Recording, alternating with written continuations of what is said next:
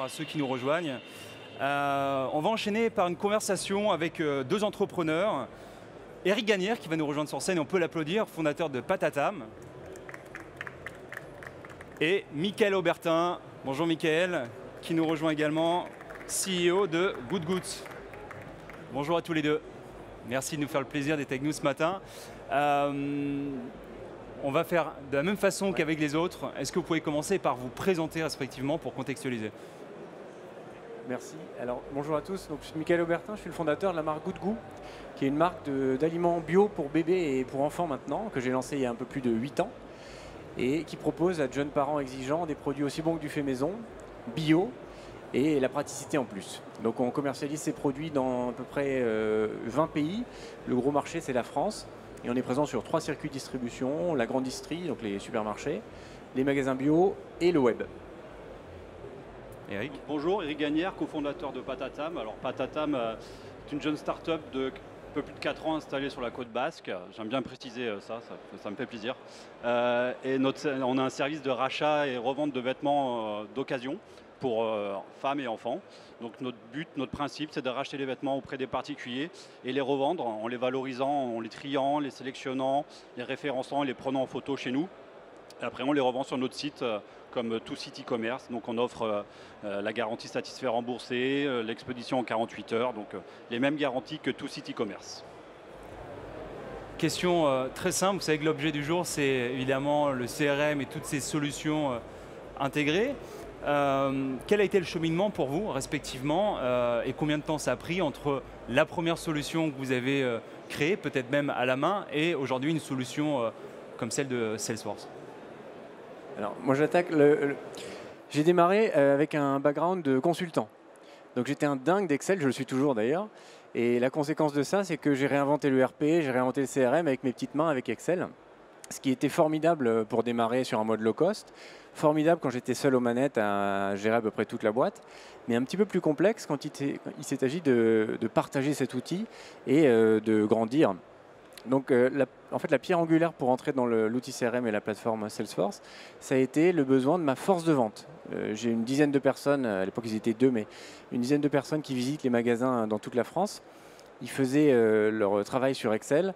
C'était totalement ingérable. Donc on a mis en place un outil avec un partenaire Salesforce pour leur permettre de faire ce qu'on appelle des relevés linéaires donc dans les magasins, un outil diagnostique sur la plateforme. Et puis comme on était hyper content, ça c'était il y a 4 ans, on était hyper content du fonctionnement, de la scalabilité, du fait que les managers pouvaient avoir une visibilité sur ce qui se passait. On a décidé de déployer sur l'ensemble de la population commerciale, donc en particulier les gens qui s'occupent des grands comptes, donc pour aller voir Carrefour, Leclerc, etc. Et de fil en aiguille, on a déployé comme ça. L'an passé, on a utilisé la solution Marketing Cloud pour permettre de toucher nos consommateurs, puisque historiquement, la partie commerciale était gérer les magasins, le B2B.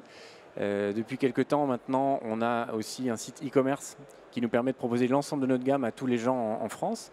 Et on s'est dit qu'on avait une très grosse base de données, que c'était bête de ne pas l'utiliser. Et donc, on a investi dans la solution Marketing Cloud pour permettre d'aller toucher un par un une jeune maman qui, par exemple, vient d'avoir un bébé.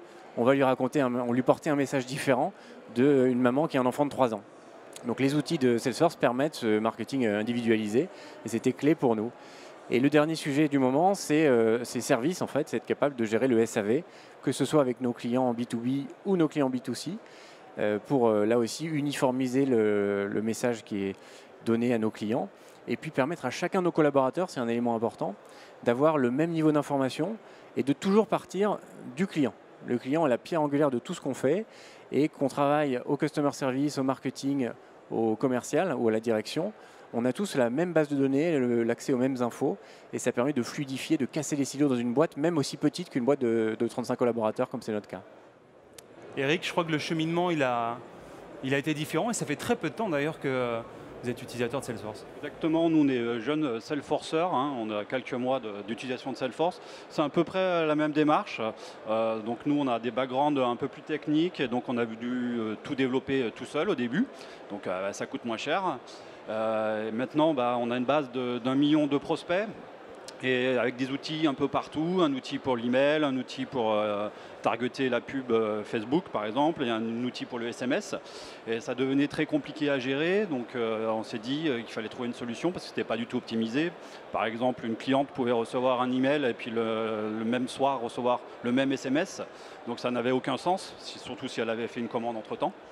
Donc on cherchait un outil qui nous permettait d'optimiser tout ça. Donc c'est pour ça qu'on s'est tourné sur Marketing Cloud. Alors ça n'a pas été simple puisque on est une jeune start-up. Il y a un gros temps d'installation, donc on s'est posé beaucoup de questions. Et là on commence à être content de la solution puisqu'on voit tout le temps qu'on va gagner et surtout l'optimisation. Pour nous, c'est vraiment l'optimisation, adresser le bon message à la bonne personne et au bon moment. Et pas, par exemple, adresser 4 messages à la même personne. Donc Marketing Cloud nous aide à ça. Et le deuxième volet qui nous a convaincus, c'est qu'on s'installe en Angleterre, on ouvre un entrepôt cet été. Et ça va nous permettre aussi de nous lancer plus rapidement et plus efficacement en Angleterre avec des outils déjà qui fonctionnent, qui ont fait leurs preuves. Tu parlais de complexité il y a quelques secondes. Qu'est-ce que vous diriez tous les deux aux jeunes entrepreneurs, aux start-upers en l'occurrence, qui ont une idée reçue qui peut se comprendre, celle de Salesforce, un géant américain valorisé plusieurs milliards, qui travaille aussi beaucoup avec notamment le CAC 40 en France. Est-ce que du coup, de votre expérience, c'est adapté aussi à ces jeunes entrepreneurs qui n'ont pas forcément le background technique aussi? Est-ce que le logiciel est accessible? On en est la preuve, bien sûr que c'est accessible. Donc comme tu dis, on s'est beaucoup posé de questions sur le fait est-ce que c'est adapté.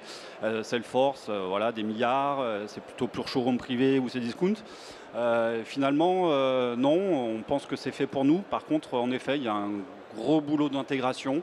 Il ne faut pas l'oublier. C'est-à-dire que si vous voulez que Salesforce Marketing Cloud en tout cas fonctionne correctement, ce qu'on appelle en interne, il faut le donner à manger à cet outil. Donc vous devez lui donner de la data. Et ça, c'est un gros boulot d'optimiser la data, de structurer la data, ce qui va vous permettre de segmenter vos clients. C'est un boulot en amont qui n'est pas négligeable. Chez nous, on a quelqu'un de dédié qui fait ça depuis 1 mois et demi, qui continue à travailler là-dessus. Et pour moi, c'est la base angulaire du projet, c'est la data. Donc si vous donnez à manger correctement à Salesforce, Salesforce fonctionnera correctement. Pour construire là-dessus, si j'ai bonne mémoire, Salesforce a démarré en 99 dans la Silicon Valley. Et le cœur des clients à l'époque, c'était des PME. Je crois que les PME représentent à peu près un tiers du chiffre d'affaires encore. Donc oui, c'est un outil qui est adapté aux PME. Moi, j'ai tendance à penser qu'on a trop attendu. On a attendu 4 ans avant de le mettre en place. Je suis convaincu que plus on attend et plus c'est complexe. Parce que par définition, plus on doit faire bouger un avant vers un après.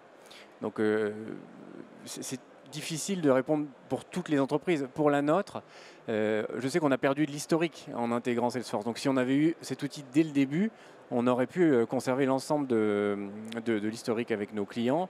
On aurait pu avoir un mode opératoire uniforme qui est celui qu'on a maintenant. Donc oui, je suis convaincu qu'il y a un vrai intérêt à mettre en place cet outil.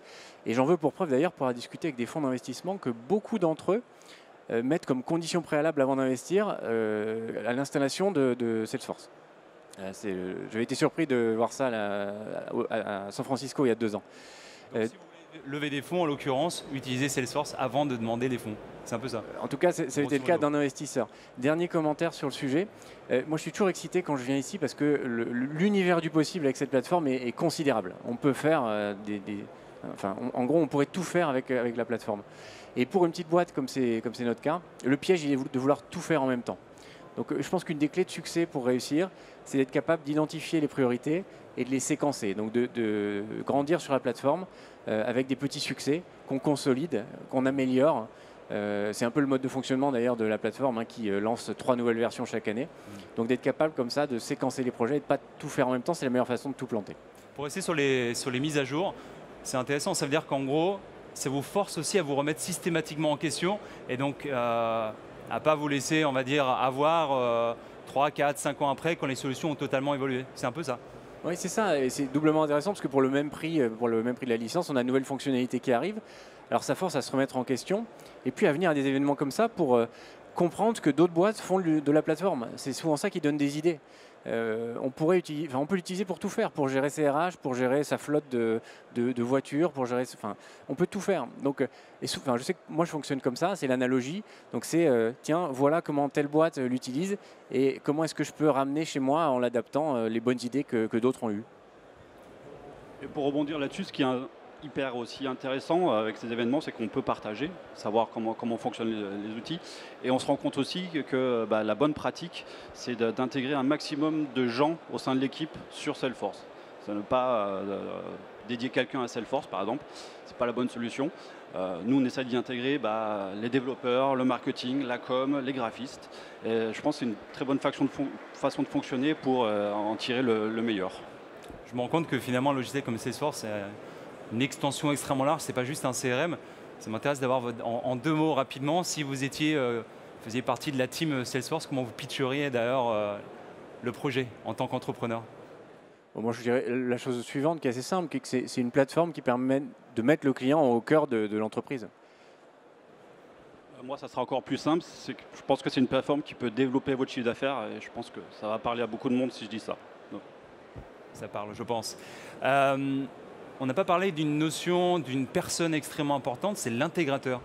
Quand on a préparé, alors que ce soit ensemble ou avec d'autres entrepreneurs, ces échanges, l'intégrateur est revenu tout de suite dans la plupart des conversations. Donc l'intégrateur, pour rappel, c'est celui qui va vous aider à implémenter la solution en interne.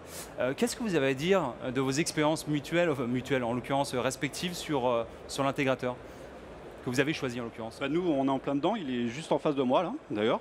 C'est Christian. Oui, c'est hyper important. Donc nous, on a eu la chance de tomber sur quelqu'un qui a travaillé très longtemps chez Salesforce. Donc il connaît le logiciel par cœur. Il nous challenge. Il nous envoie 10 mails par jour. Il nous appelle 10 fois par jour. Et c'est hyper important. Parce qu'en effet, il y a un gros boulot d'intégration. Et c'est, comme je vous disais tout à l'heure, c'est la pierre angulaire du système. Pour moi, c'est l'intégration. Donc, si vous loupez votre intégration, vous louperez votre optimisation Salesforce.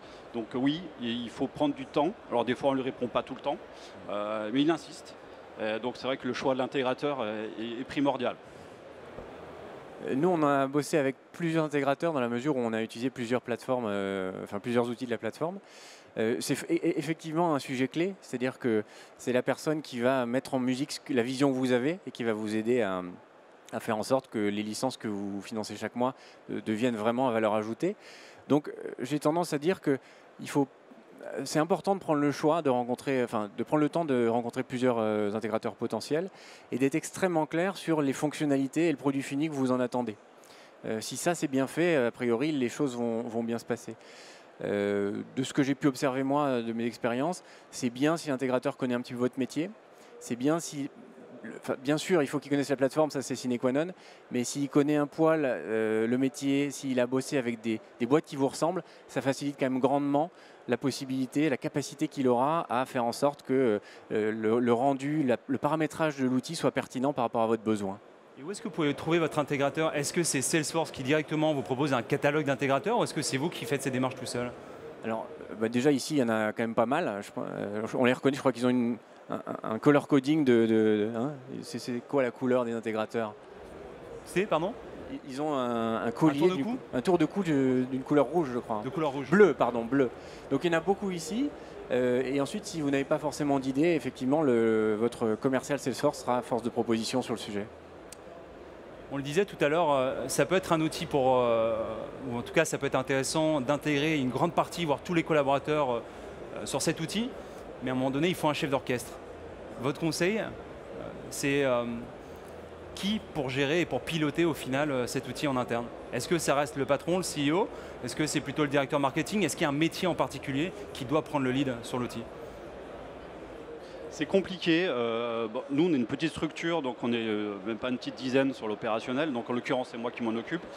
Et je dirais que c'est vraiment un métier particulier où il y a beaucoup de technique quand même. Hein, il ne faut pas l'oublier.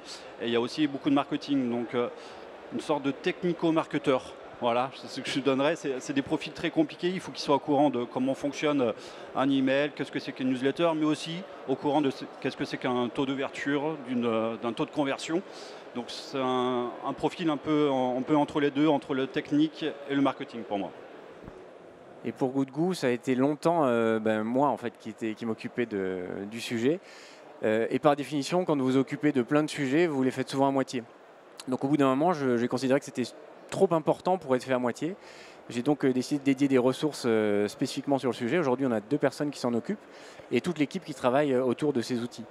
Il n'en demeure pas moins que je reste le sponsor de tous les projets et que pour que ça devienne un projet d'entreprise, ça doit être porté par la direction. Et ces 2 profils que tu as intégrés en interne, c'est quoi comme profil? C'est des profils de marketeurs digitaux, spécialisés dans le CRM? Il y a un profil d'expert Salesforce, donc qui vient de l'intégrateur, lui, qui connaît parfaitement la plateforme, etc. Et un autre profil qui est un profil marketing. Donc on conjugue ces 2 savoir-faire, à la fois les besoins business et les possibilités de la plateforme pour essayer d'en tirer le meilleur. Si on se concentre sur vos 2 startups respectives, c'est quoi les prochaines étapes pour vous? Nous, c'est clairement identifié, hein, c'est l'Angleterre. Donc c'est l'ouverture d'un entrepôt cet été, une équipe à installer là-bas. Donc c'est vraiment le défi de l'année qui arrive. Et c'est pour ça que Marketing Cloud, on est très content d'avoir signé il y a quelques mois, puisque maintenant on est bien plus confiant dans notre lancement anglais, puisqu'on aura des outils performants dès le début. Et ça nous donne plus de confiance sur le lancement en Angleterre. Donc toi, tu vends des enfants notamment, des vêtements notamment aux enfants. Nous, on t'aide à les remplacer parce qu'ils font des tâches avec nos produits. Donc nous, les prochaines étapes, c'est beaucoup de produits. On lance près de 25 nouveaux produits cette année, dont du lait infantile, donc de la poudre pour les bébés.